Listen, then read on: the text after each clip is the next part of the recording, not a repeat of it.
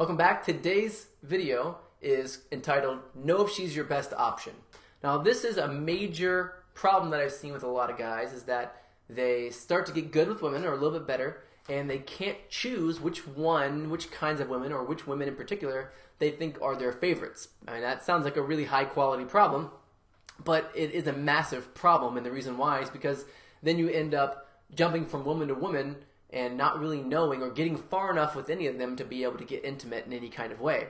So there's where they chase one and then they like this person and they maybe get close a little bit, maybe close enough to flirt with them and to get some correspondence, maybe a phone number. And then as soon as they get the phone number, they leave and go try to get another phone number. And they never actually get to hook up with anybody.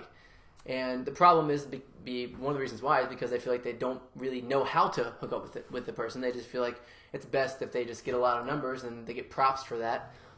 So instead of doing that, I want you to try to figure out, eventually, you're going to need to know which one is your best option. Which kind of woman is the woman that's your best option for sure.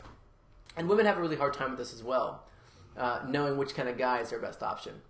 So I'm going to teach you now a concept that I learned from studying a psychologist named Robert Sternberg, and he had an idea called the triangular theory of love.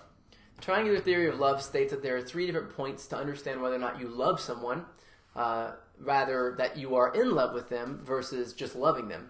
And the 3 points that he sort of explained, in a different kind of way that I'm going to redesign here for you, are physical attraction or sexual attraction, which is the same thing. And then there's emotional attraction, which is rapport and connection. And then there's logical attraction, which is logistics and basically whether or not it makes sense for you to date.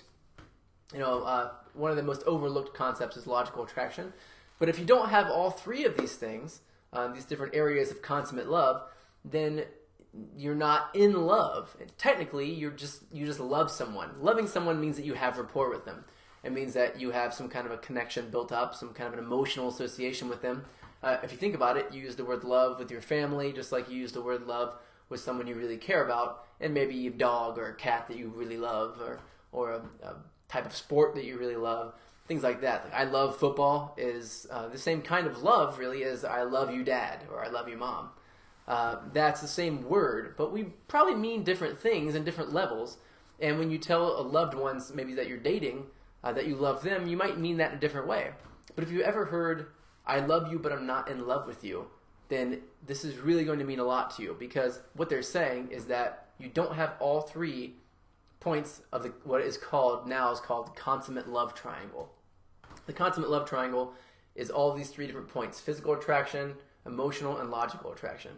If you have all 3, you have what's called consummate love, which is true love or being in love. If you have 2, then you have a deficit in 1, and it means that you have any number of combinations of things that are wrong. One of which is being hopeless romantic. One is being having what's called superficial love, which is no emotion involved in it. And the other is just friendship with no physical anything, and that's the friend zone. Now, if you understand which causes create each of these different situations, you can stop them from happening. And in future videos, we're going to go over which causes create each of these different areas and how to make sure that doesn't happen to you whenever you are in an interaction with a woman. But for now, I want you just to think about back on a time in which you've either said, I love you, but I'm not in love with you, or which you've heard it. And I want you to think about maybe why they said that, which one of these different things was missing. If you said it, think about which one was missing for you. And if they said it, someone else did, think about which one was probably missing for them. And try to peg it. Was it emotional, like rapport or connection that they needed and you weren't willing to commit? Was it the physical attraction was just dead? There was no connection, no touch anymore. They just weren't sexually attracted to you anymore, or maybe you weren't sexually attracted to them.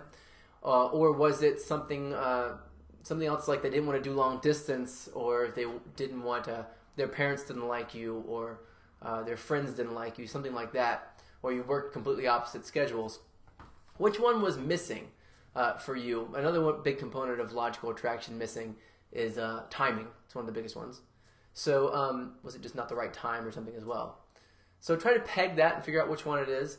And go ahead and explain your situation below in a comment, and I will respond back and let you know what I think about it and tell you how I believe you can fix that problem and moving forward, how we can start to address this and recognize it early so you can tell whether or not a girl is actually your best option out of all the girls that you're going to be meeting. Because you're going to be meeting a lot of women, and that's kind of the process that we have to go through as men whenever we are trying to learn these different qualities and learn how to be attractive. So go ahead and comment below and let me know what you think, and I will respond back as soon as I get the opportunity to. I'll definitely do that.